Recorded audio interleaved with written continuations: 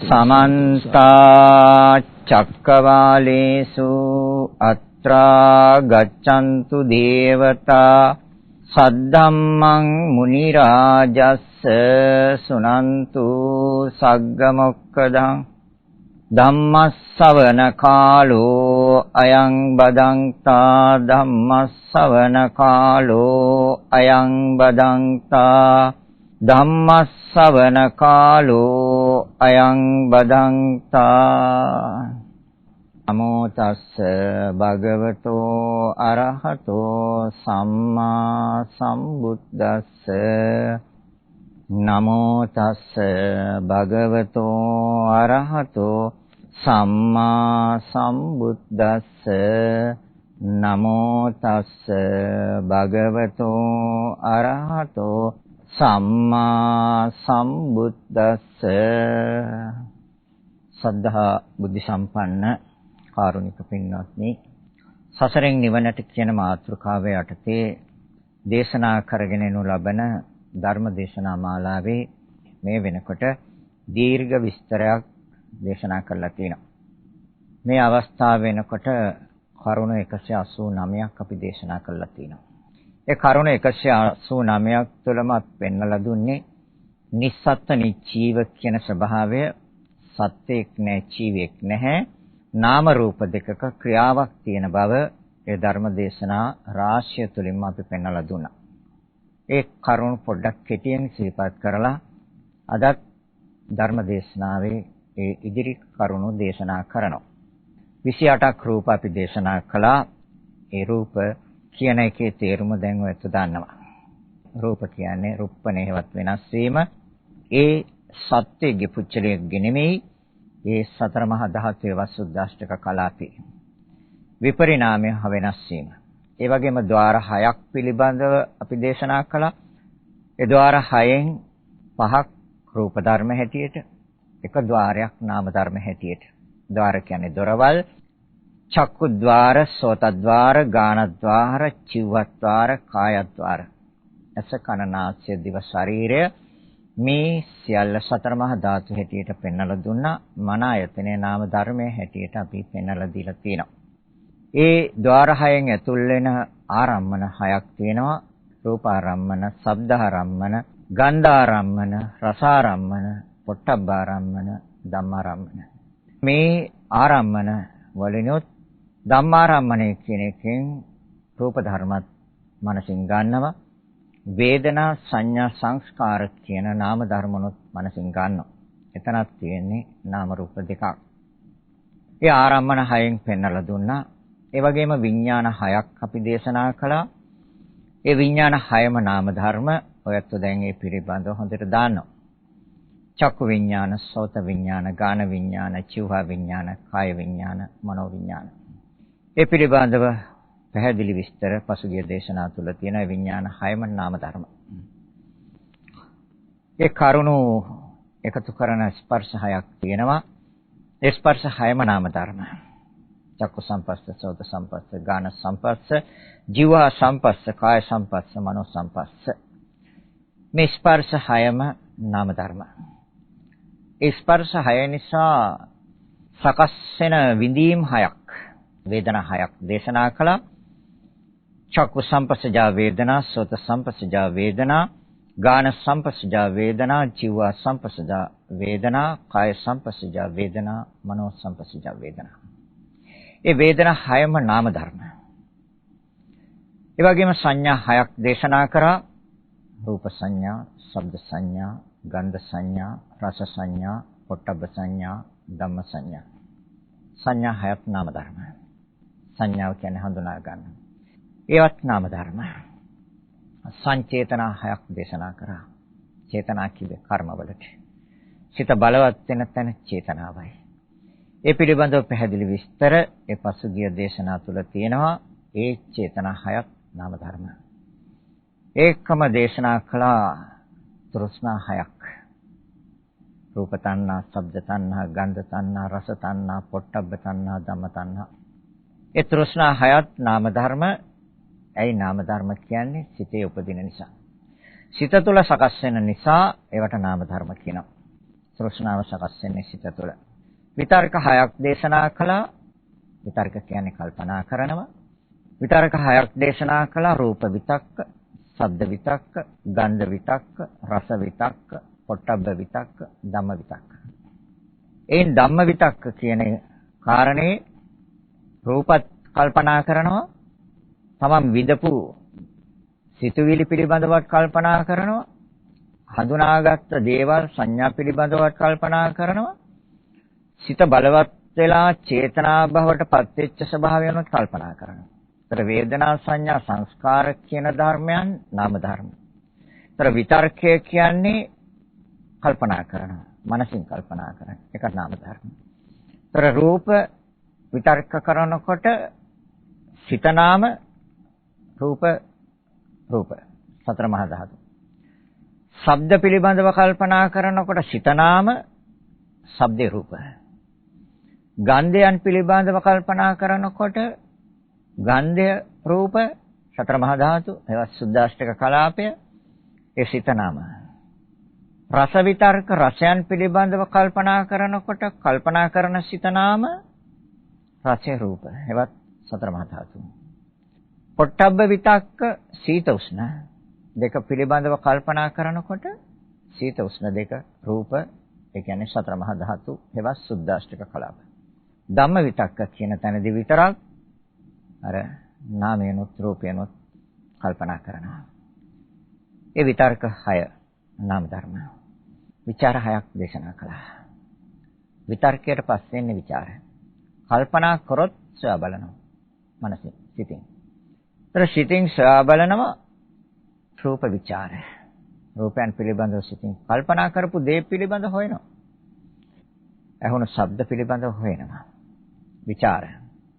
නාසයට දැනුණු දේ පිළිබඳව හොයනවා. දිවෙන් විඳ රසය පිළිබඳව හොයනවා. සොයනවා. නැවත නැවත සොයනවා. ඒ ශරීරයෙන් ලැබපු පහස පිළිබඳව සොයනවා. මුලින්ම එන්නේ විතර්ක, ඊගාවට එන්නේ විචාර. ඒ වගේම මනසින් ගත අරමුණු සොයනවා. විතක්ක විචාර. දෙකම නාම ධර්ම. ස්කන්ධ පහක් පිළිබඳව දේශනා කළා. රූපස්කන්ධ, වේදනාස්කන්ධ, සංඥාස්කන්ධ, සංස්කාරස්කන්ධ, විඥානස්කන්ධ. එයින් එකක් රූපස්කන්ධය. ඒ කියන්නේ සතර මහා ධාතුවේවත් සුද්දාෂ්ටක කලාපේ රූපස්කන්ධය. වේදනාස්කන්ධ, සංඥාස්කන්ධ, සංස්කාරස්කන්ධ, විඥානස්කන්ධ නාම ධර්ම. දැන් මේ දේශනා කරන්නේ මේ නාම රූප දෙකක්ම තියෙන බව ඔයත්තන්ට සහතික කරගන්න ඕන නිසායි දේශනා කරන්නේ. මොකද අපි නැති දෙයක් ගැන හෙව්වොත් කවදාවත් හම්බෙන්නේ නැහැ. අපේ මනස පුරුදු වෙලා තියෙන්නේ සත්‍ය වශයෙන් නැති තැනක සිත තියන්නේ. සත්‍ය වශයෙන් තියෙන තැනක සිත තිබ්බොත් මේ ධර්මය අවබෝධ කරගන්න හරි පහසුයි. ඒකයි මේ නාම රූප වශයෙන් පෙන්වන්නේ දේශනා කරන්නේ. ඒතර ස්කන්ධ පහෙන් එකක් රූප ධර්ම, හතරක් නාම ධර්ම. ඒ වගේම ආයතන 12ක් දේශනා කරා අපි. ඇස බාහිර රූප දෙකයි. කන බාහිර ශබ්ද දෙකයි. නාසය බාහිර ගන්ධ දෙකයි. දිව බාහිර රස දෙකයි. ශරීරය සීතෝෂ්ණ දෙකයි. මනස අරමුණු. ඒ ආයතන 12න් 10 මාරක් අයිති වෙන්නේ රූපවලට. මන ආයතනය හා මන ආයතනයට ගන්න වේදනා සංඥා සංකාර කියන නාම ධර්මයන්. ඒතකොට එතනින් භාගයක් වෙනවා. මාරක් රූප එකමාරක් නාම ධර්ම. ඇස බාහිර රූප දෙකම රූප. කන බාහිර ශබ්ද දෙකම රූප. රූප කියන්නේ සතර මහා ධාතු සුද්දාෂ්ටක කලාප. නාසය රූප බාහිර ගන්ධ රූප සුද්දාෂ්ටක කලාප. දිව රූප බාහිර රස රූප. ශරීර රූප සීතෝෂ්ණ දෙක රූප සුද්දාෂ්ටක කලාපේ. මනස නාම ගන්නවා නම් රූපයක් පිළිබඳව රූප ප්‍රභාගයක් තියෙනවා. එතන වේදනා සංඥා සංකාර කියන ඒවා ගත්තොත් මනසින් නාම. එතකොට එකමාරයි 12යි. 10 මාරක්ම රූප. වෙන් කරන්න හොඳට වෙන් කරන්න. වෙන් කළ බලන්න. හම්බෙන්නේ නාම රූප දෙකක්. ඊට පස්සේ අපි බෙදුවා 18කට. මේ 18කට දේශනා කරන ක්‍රමය තුල ඊටම පැහැදිලිව මේ නාම රූප වෙන් යනවා. තාමත් පැහැදිලිව. ඒ තමයි ඇහෙන් තියෙන කරුණු තුනයි. ඇස ගෝචර වෙන්නේ බාහිර රූප දෙක නිසා සිත. සිත නාම. එසයි රූපේ. රූප. ඒකට කිව්වා චක්කු ධාතු, රූප ධාතු, චක්කු විඥාන ධාතු. විඥාන ධාතු නාම, චක්කු ධාතු, රූප ධාතු, රූප. සෝත ධාතු, ශබ්ද ධාතු, සෝත විඥාන ධාතු. සෝත කිව්වේ කනට. ගෝචර වෙන්නේ ශබ්ද, රූප. සුද්දාෂ්ටක කලාප, සතර මහා ධාතු. ඒ දෙක නිසා උපදින සිත නාම. බලන්න මේ කියන්නේ මොනවද කියලා. හැබැයි අපේ තියෙන නොදැනීම නිසා, අනවබෝධය නිසා, නොවැටහීම නිසා, නොතේරෙන නිසා අපි මේවා ගන්න පුරුදු වෙලා තියෙනවා, දකිනවා, අහනවා, දැනෙනවා, මනසින් අරමුණු ගන්නවා කියන්නේ. එහෙම වෙන ස්වභාවයක් මේ නාම රූප දෙක තුලට නැහැ. ක්‍රියාවක් තියෙන දෙකේම. ගාන ධාතු, ගන්ධ ධාතු, ගාන විඥාන ධාතු. ගාන කියන්නේ නාසයට. ගොච්චර වෙන්නේ ගන්ධ සුවඳ. දෙක නිසා සිතක්. කර්ම තුනයි. දිව බාහිර රාශිය දෙක නිසා සිතක්. චිව විඥාන ධාතු. ඒක නාම ධර්මයක්, විඥාන ධාතු, දිවයි රසය රූප ධාතු. කාය ධාතු, පොට්ටබ්බ ධාතු, කාය විඥාන ධාතු. කාය කිය ශරීරය. පොට්ටබ්බ කිය සීත උෂ්ණ දෙකට. දෙකම රූප, ඒ දෙක නිසා උපදින සිත නාම. මනෝ ධාතු, ධම්ම ධාතු, මනෝ විඥාන ධාතු. එතනදී මනෝ ධාතු නාම, මනෝ විඥාන ධාතුත් නාම, මනසෙන් ගන්න රූපයක් ගත්තොත් රූප, නාමයන් ගත්තොත් නාම. දැන් බලන්න මේ 18ට වෙන් කරලා බලන්න සත්‍යෙක් කොහෙද ඉන්නේ කියලා. පුච්චලෙක් කොහෙද ඉන්නේ කියලා. කෙනෙක් කොහෙද ඉන්නේ කියලා. අවිද්‍යාව නිසා, මෝහය නිසා, මුලාව නිසා අපි මේ සත්ව සංඥාව තුළ පැටලිලා ඉන්නවා. පළමුවෙන් ගලව ගන්න ඕනේ ඔක. මේ සත්ව නිච්චය.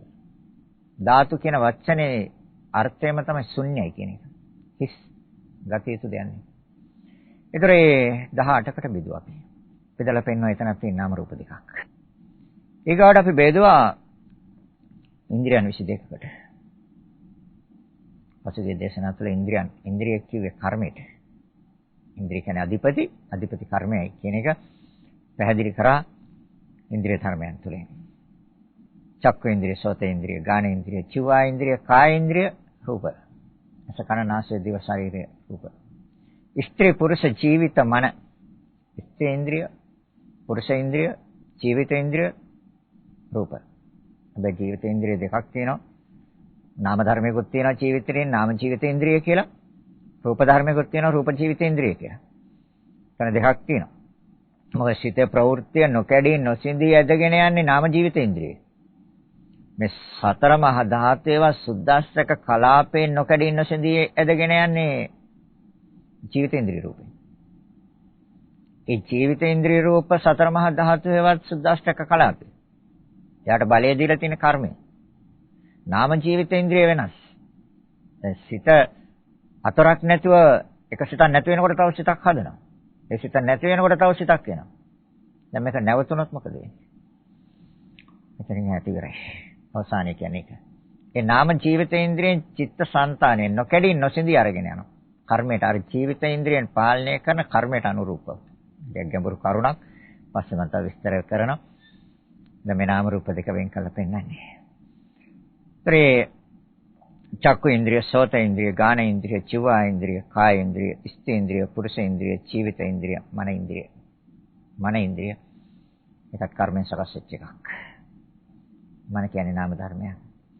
ඒකට දෙනවා සද්ධා, වීරි, සති, සමාධි, ප්‍රඥා කියලා. ඒ පහම නාම ධර්මයි. සිතේ ගොඩනගෙන සිතුවිලි වල ස්වභාවයක්. සද්ධාව කියන්නේ. වීරිය කියන්නේ මානසික ගන්න උත්සාහය. කයෙන් වැඩ කරන්න මානසික වීරියක් ඕනේ නැතුව කයෙන් මුකුත් කරන්න බෑ. ඒතර සද්ධා, වීරි, සති කියන්නේ සිත තුළ ගොඩනගෙන ශක්තිය, නාම ධර්මයක්. සමාධි කියන්නේ සිත තුළ ගොඩනගෙන ශක්තියක්. චිත්ත ඒකාග්‍රතාවය, සිත තන්පත් බව, නොවිසිරෙන බව, නාම ධර්මයක්. පඤ්ඤා ඉන්ද්‍රිය. ඒක නාම ධර්මයක්. සිත තුළ ගොඩනගින්නේ. එහෙනම් මේ පහම නාම ධර්ම. ඊගාවට තියෙනවා සුඛ සෝමනස්ස, දුක්ඛ දෝමනස්ස උපේක්ඛා. සැප බව දැනෙන්නේ සිතට. කය සැප තැනක වාඩි කරලා තිබ්බට කයට සැප දැනෙන්නේ. ඒ සැප දැනෙන්නේ සිතට. ඒක නිසා සුඛ ඉන්ද්‍රිය කිව්වා. ඒතර ඉන්ද්‍රිය කිව්වේ කර්මය. ඒතර සෝමනස්ස ඉන්ද්‍රිය. මනසින් සතුට වෙනවා. දුක්ඛ ඉන්ද්‍රිය. කය යම් අපහසු තැනක තිබ්බොත් ඒක දැනෙන්නේ මනසට. ඒ දුක්ඛ ඉන්ද්‍රිය. දෝමනස්ස ඉන්ද්‍රිය. අරමුණු ඉක්ම නොවීම තුළ, බලාපොරොත්තු කඩවීම තුළ, අනිෂ්ඨ ආරම්මන තුළ එන්නේ දෝමනස්ස ඉන්ද්‍රිය. මේ හතරම නැති වෙලාවට තියෙන්නේ උපේක්ඛා ඉන්ද්‍රිය. පහම නාම ධර්ම. අනිත් නාම ධර්ම තුනත් පැහැදිලි කරාමම අනඤ්‍ය සංඥා සාමිති ඉන්ද්‍රිය. හැබැයි ඒවා ඉදිරියේදී ලැබෙයි. සෝවාන් සකෘදාගාමී අනාගාමී අරිහත් කියන සතර මාර්ග සතර ඵලවලදී බලවත් වෙලා ඉනේවා. නාම ධර්ම. අඤ්ඤ ඉන්ද්‍රිය, ආඤ්ඤත්තාව ඉන්ද්‍රිය. ඒ සියල්ල නාම ධර්ම. තේරෙනවද? ඒ තුනක් නාම ධර්ම. එහෙනම් එතනින් බෙදුවත් හම්බෙන්නේ නාම රූප දෙකක්. වෙන මොකද හම්බෙන්නේ? ඊගාට අපි බෙදුවා භව තුනකට. කාම භව බෙදුවා. නිර වශයෙන් බෙදුවා.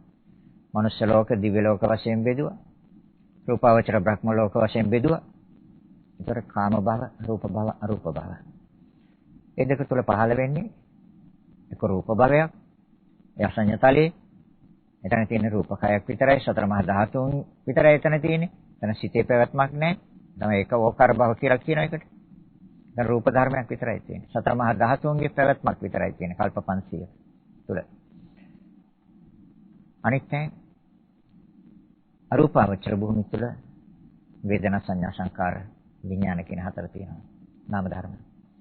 අනිත් සෑම තැනම තියෙන්නේ පංචවෝකාර භව, රූප, වේදනා, සංඥා, සංකාර, විඥාන. ඒකවෝකාර භව, චතුවෝකාර භව, පංචවෝකාර භව.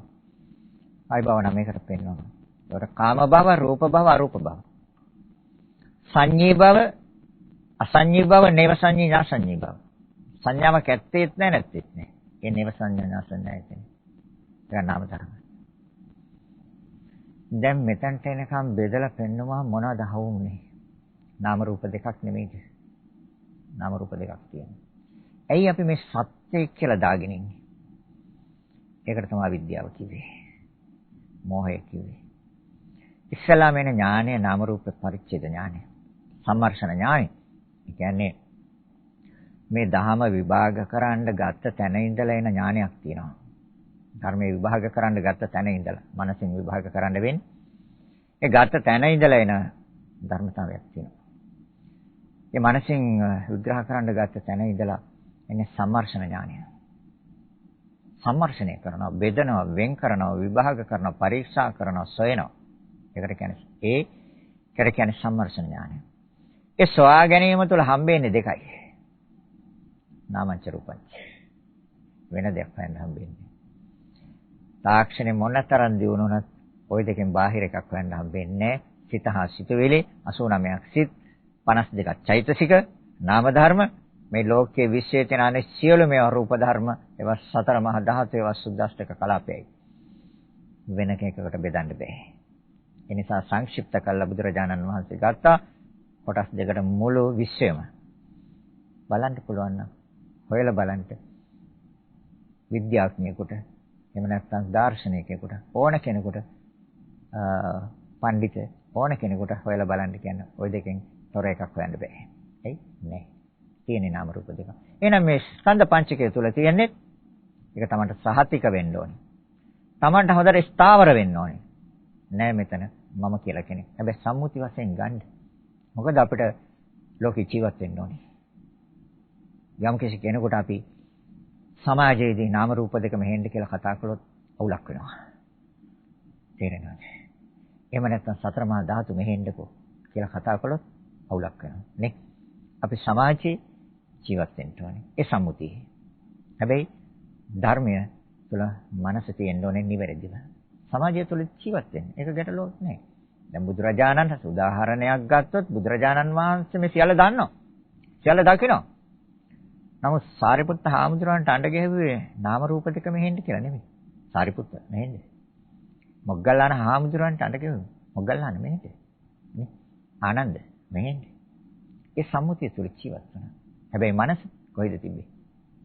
අපේ මනස කොහෙද තිබ්බේ? ධර්මයේ විභාග කරන අවස්ථාවේ නාම රූප දෙක තුල තියෙයි. එතනින් එහාට ගියාම අර පරණ සංඥාවට වැටෙනවා. නෑ. නිවැරදි සංඥාව තුල ඉන්න ඕනේ. සමුති ජීවත් වෙන්න. ධර්මයේ තියන්න පරමාර්ථේ. එයි පරමාර්ථ ධර්ම විභාග කෙරුවොත් විතරයි මේ ධර්මයේ තේරුම් ගන්න පුළුවන්. අපි ඊට පස්සේ හොයන්නේ මේ නාම රූප දෙකට මොකද වෙන්නේ කියන කාරණේයි අපි හොයන්නේ. පුජ්‍යලයකට වෙන දෙයක් හොයන්න එපා. කවදාවත් හම්බෙන්නේ නැහැ. ඇයි නැති දෙයක් ගැනනේ හොයන්නේ? හම්බෙන්නේ. නාම රූප දෙකට මොකද වෙන්නේ? සතර මහා ධාතුවේ සුද්ධාෂ්ටක කලාපයට මොකද වෙන්නේ? මේ සිතුවිලි වලට මොකද වෙන්නේ? ඒක හොයන්නේ. අන්න හම්බෙනවා දහම. එතකොට තථාගතයන් වහන්සේ දේශනා කරපු දහම ලස්සනට දැర్శණය වෙනවා. මොකද්ද? හේතු ඵල. යම් තැනක හේතුවක් තියනවාද? ඵලයක් හට ගන්නවා. ලෝකෙ කිසි කෙනෙකුට කියන්න බෑ නෑ කියලා. නිවන හැර අනිකුත් සියලුම දේවල් හේතු ප්‍රත්‍යයෙන් හටගන්නවා. හේතු කිව්වේ මූල ධර්ම වලට, ප්‍රත්‍ය කිව්වා උපකාර ධර්මයට. හේතු ප්‍රත්‍ය ප්‍රත්‍යෝපන්න. මම එකක් විතරක් කියනවා. කාංකා විතරණ විසුද්ධියේදී මේ හේතු ප්‍රත්‍ය ඊටම පැහැදිලිව දේශනා කරනවා. එකක් විතරක් කියනවා. හේතු. දැන් කණයි ශබ්දය නිසා සිතක් හැදෙනවා. තර කණයි ශබ්දයයි හේතු.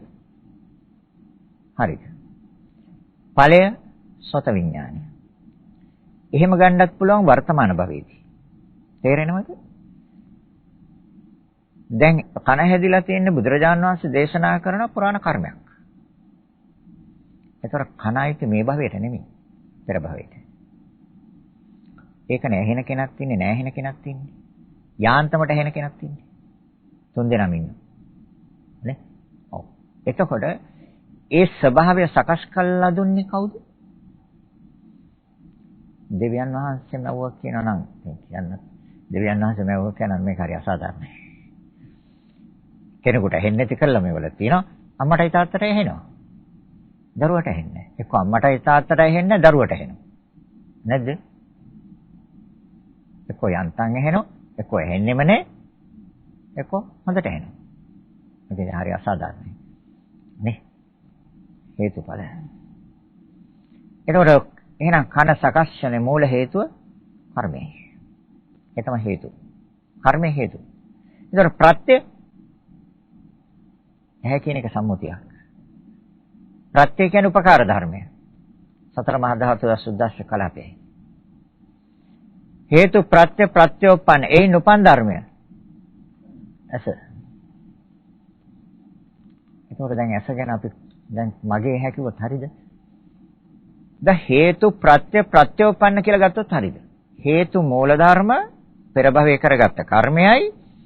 එතකොට මේ භවයේ ඇහැක් නිර්මාණය කළේ සතර මහා ධාතුවේ සුද්දාෂ්ටක කලාපය. ඒ ප්‍රත්‍ය ධර්මය. හරිද? ප්‍රත්‍යෝපන්න. උපකාරයෙන් උපන්න. හේතු ප්‍රත්‍ය ප්‍රත්‍යෝපන්න. එහෙනම් ඇස ඒ විදිහට දකින්න. ඔය එකක් කිව්වේ කාංකා විතරන විසුද්ධිය සියල්ලම කියනවා. දැන් පැහැදිලිද එතකොට? ඒතර ඇස කියන්නේ රූප ධර්මයක්. සතර මහා ධාතුනේ ප්‍රත්‍ය උනේ. දැස කියන සම්මුති නාමයක්. ඒකට ඒකට මේ වර්තමාන භවයේ සුද්දාෂ්ටක කලාපයේ සතර මහා ධාතු. කර්මය කියන්නේ නාම ධර්මයක්. කර්මය කියන්නේ සිතේ ඇති වෙච්ච ස්වභාවයක් නේ පෙර භවයේ. ඒ කර්මයට අනුරූපවනේ මේක සකස් වුනේ. ඒතර කර්මයට බෑ ඇහැක් හදන්න. කර්මයේ මුල් වුණා. ප්‍රත්‍ය උනේ සතර මහා ධාතු. එතකොට හේතු තියෙනවා මූල ධර්මයේ හැටියට කර්මය, ප්‍රත්‍ය ධර්මයේ උපකාර වෙච්ච ධර්මයේ හැටියට තියෙනවා සතර මහා ධාතුවේ සුද්දාෂ්ටක කලාපේ ඒන් උපන් ධර්මය හැ. දැන් හරිද? එතකොට බුදුරජාණන් වහන්සේ ඉදිරිපත් කරපු න්‍යාය හරිද? කවුරු හරි මැව්වා කිව්වොත් හරි. නුවණින් ගන්න හරිද? වැටහෙන බුද්ධියට. ඒකයි හේතුඵල ධර්මයක් කිව්වේ. දැන් එකයි කිව්වේ. තේරෙනවද? එතකොට දැන් එතන තියෙන්නේ කර්මය කිව්ව නාම ධර්මයක්. නාම ධර්මයට හදන්න බෑ. හැක්. එයා සහයෝගයක් ගත්තා. උදව්වක් ගත්තා. උපකාරයක් ගත්තා. කාගෙන්ද? සතර මහා ධාතු. හේවත් සුද්දාෂ්ටක කලාපේ. ඒ උපකාරය ගත්තා. ඒකෙන් හැදුවා එකක්. එහෙනම් ඇහැ මමද මගේද මට අයිතිද මගේ ආත්මය කිව්වත් හරිද? දැන් හේතුඵල කිව්වත් හරිද? හේතුන්ගේ ඵලයක් කිව්වත් හරියි. ඒ තමයි නිවැරදි දර්ශනය. මේ විශ්වයේ තියෙන සියල්ලම ඔය ආකාරයේ කරුණු ඉදිරියේදී පැහැදිලි කරනවා කාංකා විතරණ විසුද්ධියේදී. මම මේ දැන් කියන්නේ තාම දිට්ඨි විසුද්ධියේ තව කරුණු 12ක් දේශනා කරන්න තියෙනවා. ඒක දේශනා කරලා ඊට පස්සේ හේතුඵල ධර්මතාවයන් එකින් එක පැහැදිලි කරනවා. අද දේශනාව සඳහා තියෙන්නේ පටිච්ච සමුප්පාදයේ අංග 12. මේක එකින් එක විස්තර කරලා ඊට පස්සේ මේ එකක් අනිත් එකට ප්‍රත්‍ය වෙන ආකාරය පැහැදිලි කරනවා කාංකා විතරණ විසුද්ධියේදී. අවිද්‍යාව කියන්නේ මොකක්ද? දැන් කතා කරනෝනේ අපි අවිද්‍යාව කියලා කතා කරනවා. අවිද්‍යාවට කියන තවත් වචනයක් තමයි මෝහය. මුලාව, නොදන්නාකම, නොතේරෙනකම, නොවැටහීම, අනවබෝධය. තේරෙනවද? ඒකට තමයි අවිද්‍යාව කියන්නේ. දැන් බුදුරජාණන් වහන්සේ දේශනා කරනවා මහණෙනි. අවිද්‍යාව දුක්ඛ අඥාන. අඥානං කිව්වේ නුවණ නැහැ. ඥානං කිව්වොත් නුවණ. ඒතර අඥාන. බුදුරජාණන් වහන්සේ දේශනා කරනවා මහණෙනි අවිද්‍යාව මෙන්න. දුක්ඛ අඥානං දුක දන්නේ. දුක්ඛ සමුදය අඥානං. ඒ දුකට හේතුව දන්නේ නැහැ. දුක්ඛ නිරෝධය අඥානං. ඒ හේතු අයින් කරාම ඵල නිරෝධයක් වෙන බව දන්නේ නැහැ. නිවන දන්නේ නැහැ. දුක්ඛ නිරෝධගාමිනී පටිපදා අඥානං. ඒ උතුම් වූ නිවන සියල්ලෙන් නිදහස් වීම විමුක්තිය ඒකට යන මඟ දන්නේ. දුක්ඛ නිරෝධගාමිනී පටිපදා ඥාන. පුබ්බන්තේ අඥාන. පෙර භවය දන්නේ. අපරන්තේ අඥාන. අනාගත භවය දන්නේ. පුබ්බන්තේ අපරන්තේ අඥාන. අනාගත අතීත භවය හා අනාගත භවය දෙකම දන්නේ. පටිච්ච සමුප්පාද ධම්මේ අඥානං අවිද්‍යාව. තේරුණාද අවිද්‍යාව? පටිච්ච සමුප්පාද ධර්ම. එතකොට දුක දන්නේ, දුකට හේතුව දන්නේ, දුක නැති කිරීම දන්නේ, නැති කිරීමේ මාර්ගය දන්නේ, පෙර භවය දන්නේ, අනාගත භවය දන්නේ, පෙර භවය හා අනාගත භව දෙකම දන්නේ. පටිච්ච සමුප්පාද ධම්මේ දන්නේ නැහැ අවිද්‍යාව. නැවත දේශනා කරන තථාගතයන් වහන්සේ දුක්ඛ ඥානං අහලා තියෙනවා. දුක්ඛ ඥානං දුක පිළිබඳව නුවණ තියෙනවා මට. දුක්ඛ ඥාන. දුක්ඛ සමුදය ඥාන. ඒ දුක් ඇති කරන හේතුව හේවත් සමුදය හේවත් හේතුව පිළිබඳව නුවණ. දුක්ඛ සමුදය ඥාන. දුක්ඛ නිරෝධේ ඥාන. ඒ හේතු අයින් කළොත් සහ මුලින් චුට්ටක්වත් ඉතිරි නැතුව හේතු අයින් කළොත් ඒ සියලු දුක් නිරෝධ වෙන බව. අවසන් බව. නිරෝධය නිවන. දුක්ඛ නිරෝධේ ඥාන. නුවණින් දන්නවා. දුක්ඛ නිරෝධගාමිනී පටිපදා ඥාන. ඒ නිවන අවබෝධ කරන මාර්ගය දන්නවා. ආර්ය අෂ්ටාංගික මාර්ගය. සම්මා දිට්ඨි, සම්මා සංකප්ප, සම්මා වාචා, සම්මා කම්මන්ත, සම්මා ආජීව, සම්මා වායාම, සම්මා සති, සම්මා සමාධි. ලෞකික නෙමෙයි ලෝකෝත්තර පැත්ත. ඔගේ පැති දෙකක් තියෙනවා. ආර්ය අෂ්ටාංගික මාර්ගයේ ලෞකික පැත්තකුත් තියෙනවා. ලෝකෝත්තර පැත්ත මේ කියන්නේ. චතුරාර්ය සත්‍යයෙන් කියන්නේ. පුබ්බන්තේ ඥාන. පෙර භවය දන්නවා. අපරන්තේ ඥාන. අනාගත භවයක් දන්නවා. පුබ්බන්තේ අපරන්තේ ඥාන. දෙකම දන්නවා. පටිච්ච සමුප්පාද ධම්මේ ඥානං විද්‍යා. පටිච්ච සමුප්පාද ධර්මය දන්නවා. දැන් හරිද? දැන් එතකොට මං කිව්වා දැන් එකක් මං පෙන්නුවේ ඒකයි. මොකද්ද? හේතුඵල ධර්මතාවය. ඒතකොට හේතුඵල ධර්මතාවය අවබෝධ කරනකොට පෙර භවය පිළිබඳව නුවණ එනවද නැද්ද? මං කියවනේ කර්මය හේතු වෙන්නේ කියලා. ඇසටත් බුදුරජාණන් දේශනා කරන ඇස පුරාණ කර්මයක්. නාසය පුරාණ කර්මයක්. දිව පුරාණ කර්මයක්. ශරීරය පුරාණ කර්මයක්. හෘද වස්තු පුරාණ කර්මයක්. ස්ත්‍රී පුරුෂ භාවය පුරාණ කර්මයක්. මේවා කර්මයටයි කියනවා. එහෙනම් හේතු. හැබැයි ඇස කන නාසය දිව ශරීරය හෘද වස්තු ස්ත්‍රී පුරුෂ භාවය සුද්දාෂ්ටක කලාපයටයි. ඒ හැඩය ඒ ස්වභාවය කවුද සකස් කළේ? කර්මය විසින්. හැබැයි කර්මයට ඒව හදන්න බෑ. ඒ සඳහා ප්‍රත්‍ය කරගත්තා, උදව් කරගත්තා, උපකාර කරගත්තා සතර මහා ධාතු. දැන් සතර මහා ධාතු උපකාර කරගත්තේ කොහොමද? මේක පටිච්චසමුප්පාදයේදී මම කියනවා. නමුත් චුට්ටක් දැනගන්න. අපි දන්නා ඇත්ත වශයෙන්ම මේ වෛද්‍යවරුන් හොඳටම දන්නා මේක. දරුවෙක් පිළිසිඳ ගන්න කරුණු තුනක් සම්පූර්ණ වෙන්න ඕනේ. දරුවෙක් කුසට එන්න කරුණු තුනක් සම්පූර්ණ වෙන්න ඕනේ. ඒ කරුණු තුනෙන් එකක් අඩු වුණොත් දරුවෙක් පිළිසිඳ ගන්නෑ. කරුණු තුන තමයි මව ඍතු වීමෙන් පිළිසිඳ වෙන්න ඕනේ. මව්පිය දෙන්නගේ සම්බන්ධයක් ඇති වෙන්න ඕනේ. මව ඍතු වීමෙන් පිළිසිඳ වුණත් මව්පිය දෙන්නගේ සම්බන්ධයක් ඇති වුණත් දරුවෙක් කුසට එන්නේ නැහැ. එන්නේ චුත වෙච්ච සත්‍යයේ ප්‍රතිසන්දි විඥානීය යුක්තාණුවට සම්බන්ධ වෙන්න ඕනේ. මව ගන්න ආහාරයෙන් ස්ත්‍රී ඩිම්බ සකස් වෙනවා. පියා ගන්න ආහාරයෙන් පුරුෂ ශක්‍රාණු සකස් වෙනවා. මේ දෙක සංසේචන වෙන ගර්භාෂය. ડોක්ටර්ස්ලා හොඳටම දන්නවා. සියලු දෙනා දන්නා මේ. එතකොට මේ ගර්භාෂයේ ස්ත්‍රී ඩිම්බත් පුරුෂ ශක්‍රාණු ඒ දෙක සංසේචනය වුණාම ඒකට කියනවා යුක්තාණුව කියලා. යුක්තාණුවයි සතර මහ භූතයන්ට. තේරෙනවද කියන එක? යුක්තාණුව සතර එයි මවගත් ආහාරය සතර මහා ධාතු. තාත්තගත් ආහාරය සතර මහා ධාතු. එහෙනම් ඒ දෙකෙන් නිර්මාණය වෙච්ච දේ සතර මහා ධාතුන්ම තමයි. හැබැයි සතර මහා ධාතුන්ට ක්‍රියාත්මක වෙන්න බෑ. කර්මය ඇවිල්ලා මේකට සම්බන්ධ වෙනවා. පෙර භවයේ කරගත් කර්මයක් එක්ක පැටලිච්ච චුති ප්‍රතිසන්දි දෙක සම්බන්ධ කරනකොට එන්නේ ප්‍රතිසන්දි විඥානේ මේක සම්බන්ධ වෙනවා. එතනදී ක්‍රියාව පටන් ගන්නවා. එතකොට දැන් පැහැදිලිද එතකොට? හේතුඵල ධර්මතාවයක්ද නැහැ. හා? දැන් අපි හිතන දරුවෙක් පිළිසිඳ ගත්තා කියලා. කොහොමද පිළිසිඳ ගත්තේ? කවුද පිළිසිඳ ගත්තේ? නාම රූප දෙක ක්‍රියාව පටන් ගත්තා. එතකොට විඥානය කියන්නේ නාම ධර්මයක්. ඒ නාම ධර්මයන් මේ රූප ධර්මයට ප්‍රත්‍යයයි. ප්‍රත්‍ය කියන්නේ උපකාර වුණා. අර ගර්භාෂයේ සකස් වෙච්ච යුක්තාණුව සතර මහා භූතය ඒකට ප්‍රත්‍ය වුණා නාම ධර්මය. දැන් එතකොට මොකද්ද පටන් ගත්තේ? නාම රූප දෙක ක්‍රියාවක් පටන් ගත්තා. හැබැයි ඔකට කියන දරුවේ පිළිසිඳ අරන් කියන්නේ. නෑ. උපන් දිනේ දන්නවද? මං කියනවා කිසි කෙනෙක් උපන් දිනේ දන්නේ. මම දන්නෙත් නෑ. ඔය දෙක සම්බන්ධ වෙච්ච දවසේ උපන් දිනේ. චුති ප්‍රතිසන්දි දෙක සම්බන්ධ වෙච්ච දවසේ උපන් දිනේ අම්මා දන්නවද? එහෙනම් අපි උපන් දිනයක් ගන්න. හැබැයි නිවැරදි උපන් දිනේ දන්න කෙනෙක් ලෝකෙ හිටියා. අද නෑ පිරිනවම් පෑවා. හවුද?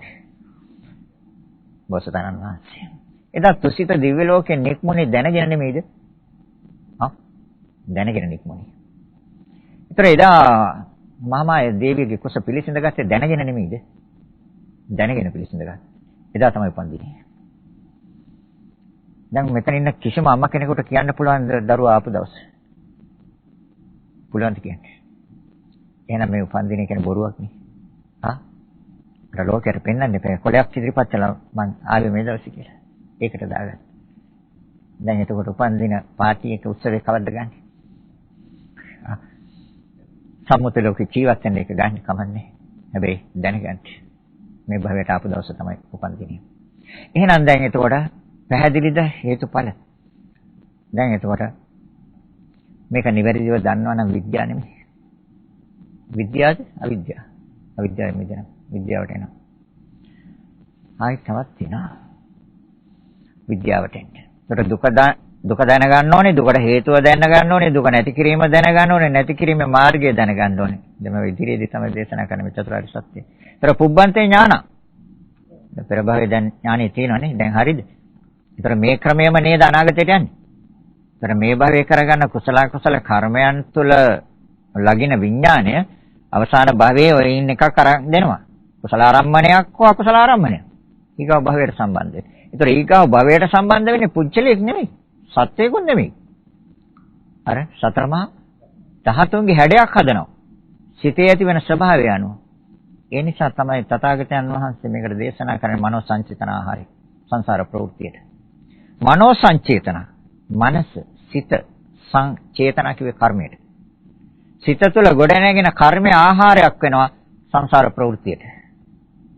එතකොට මනස තුළ ගොඩනැගෙන සිතුවිලි වල ස්වභාවය ඒ කර්ම නාම ධර්ම නෙමෙයිද? එතකොට නාම ධර්මයන් නෙමෙයිද රූප ධර්මයන්ට ප්‍රත්‍ය උනේ? සත්‍ය පිළිසිඳ ගත්තද? දැන් වාඩි වෙලා ඉන්නේ කවුද? නාම රූප දෙක. නැගිටින්නේ. නාම රූප දෙක. ක්‍රියාවක් තියෙන්නේ. නාම රූප දෙක ක්‍රියාවක් තියෙන්නේ. සත්‍යෙක් හොයන්න එපා, පුච්චලයක් හොයන්න එපා, සත්‍යයකට වෙන දෙයක් ගැන හොයන්නත් එපා. එහෙම හොයන්න ගියොත් කවදාවත් මේ ධර්ම තේරෙන්නේ අවබෝධ කරන්න බැහැ. නාම රූප දෙකට මොනකද වෙන්නේ කියලා බලන්න. නාම රූප දෙකේ සකස් වීමක් තමයි තියෙන්නේ. එහෙනම් ආයි තථාගතයන් වහන්සේ දේශනා කරනවා මහණෙනි. මේ ස්කන්ධයන්ගේ තියෙන සැඟවුණු අර්ථයක්. අපි ඒක ගත්තා. ස්කන්ධ පහයි රූප, වේදනා, සංඥා, සංකාර, විඥාන. සැඟවුණු අර්ථයක් තියෙන්නේ. ඒ සැඟවුණු අර්ථයක් කිව්වේ හැංගිලා තියෙන්නේ මේක. ඒ හැංගිච්ච හින්දානේ අපිට එක්කෙනෙක් කළා පෙන්වන්නේ. ඔක බෙදලා වෙන් කළා පෙන්වනවා නම් එක්කෙනෙක් ගන්න බැහැනේ. තේරෙනවද මං කියන්නේ? පැහැදිලිද කියන්නේ? එක්කෙනෙක් වශයෙන් අපි අරගන්න පුරුදු වෙලා තියෙන්නේ ඇයි? ඒ ස්කන්ධ පංචකේ යථාර්ථය හංගලා තියෙනවා. ඒ නිසා අපි කෙනෙක් හැටියට ගන්න පුරුදු වෙලා තියෙනවා. බෙදන්න පහට. පහෙන් කොයි එකේද මම ඉන්නේ කියලා හොයන්න. හොයන්න පහෙන්. අහනවා බුදුරජාණන් වහන්සේ දේශනා කරන මහණෙනි. රූපස්කන්ධයේ සත්‍යයේද? සාරි භාගතුන් වහන්සේ නැහැ. රූපස්කන්ධයේ සත්‍යෙක් නෙමෙයි. එහෙනම් වේදනාස්කන්ධයේ සත්‍යයේද? නැහැ. වේදනාස්කන්ධයේ සත්‍යෙක් නෙමෙයි. එහෙනම් සංඥාස්කන්ධයේ සත්‍යයේද? නැහැ. ඒක සත්‍යෙක් නෙමෙයි. එහෙනම් සංස්කාරස්කන්ධයේ සත්‍යයේද? නැහැ. ඒක සත්‍යෙක් නෙමෙයි. එහෙනම් විඥානස්කන්ධයේ සත්‍යයේද? නෑ ස්වාමීනි ඒක සත්‍යෙක් නෙමෙයි. එහෙනම් මේ පහෙන් තොර සත්‍යයේද? හා? මේ පහෙන් තොර සත්‍යයකුත් නැහැ. පැහැදිලිද? මේ පහ එකට එකතු කළා නේද සත්‍ය කියන සංඥාව දාගත්තේ. බෙදන්නකො පහට. නාම ධර්ම හතරක් තියෙනවා. රූප ධර්ම එකක් තියෙනවා. අන්න සැඟවුණු අර්ථය.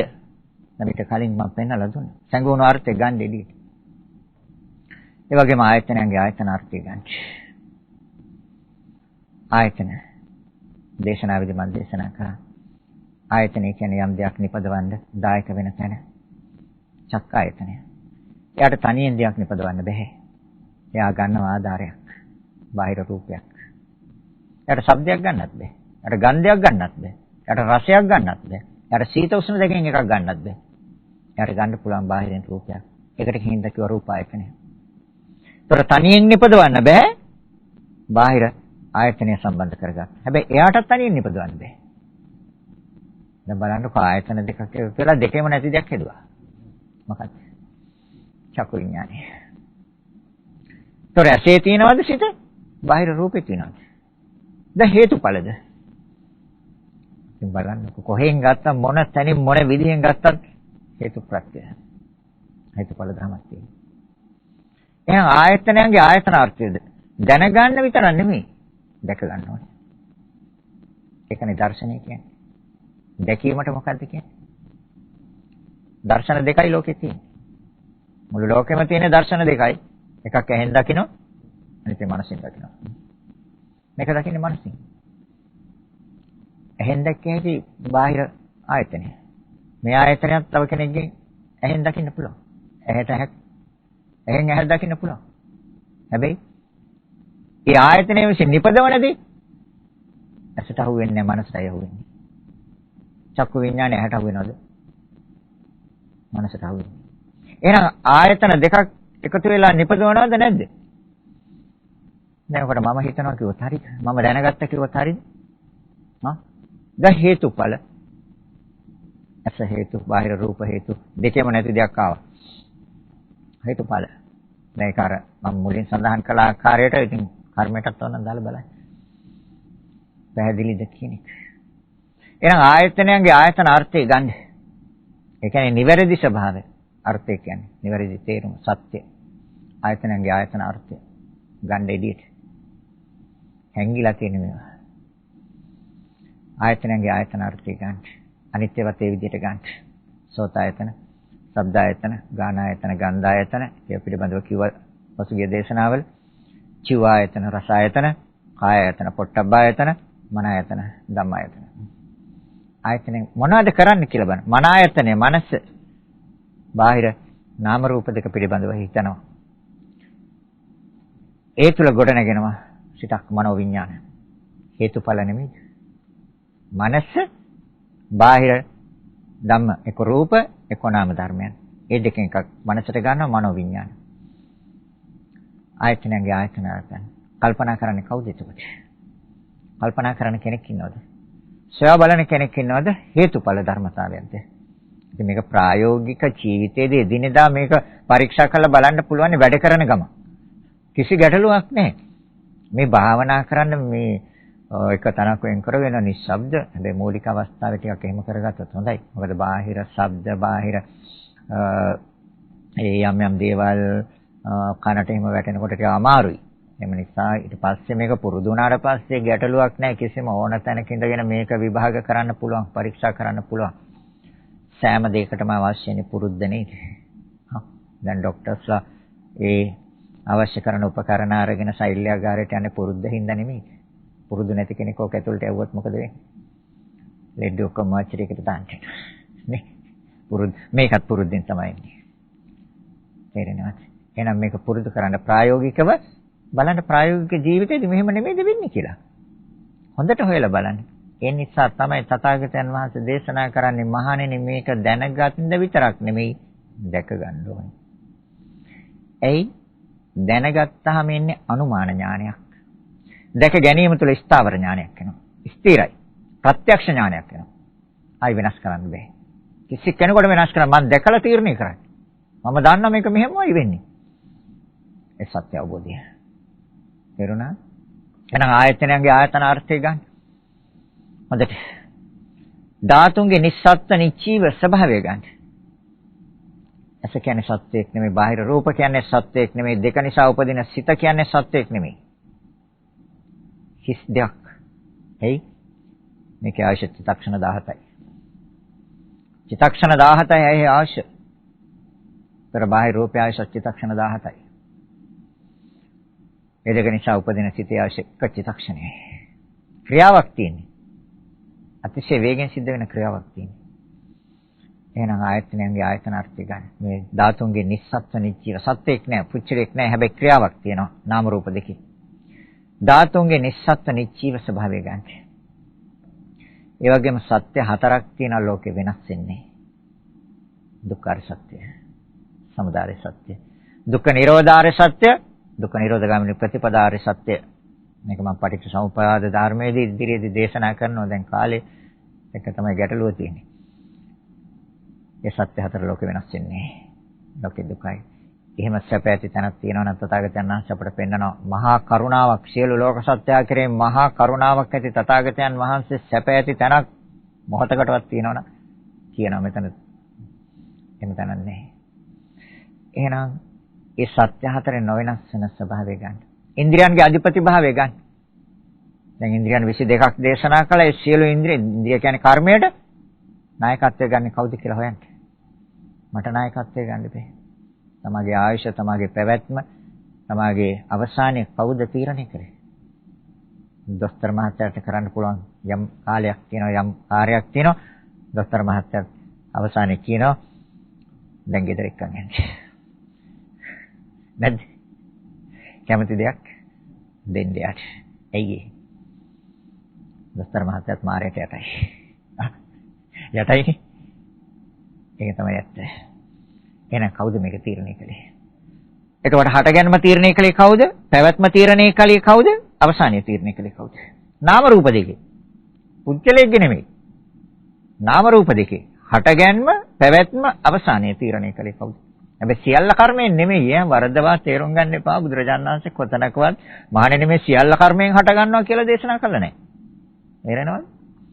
එහෙනම් ඒ ස්වභාවය ගන්න ඉන්ද්‍රියන්ගේ අධිපති භාවය. ඒ වගේම තවත් එකක් තියෙනවා.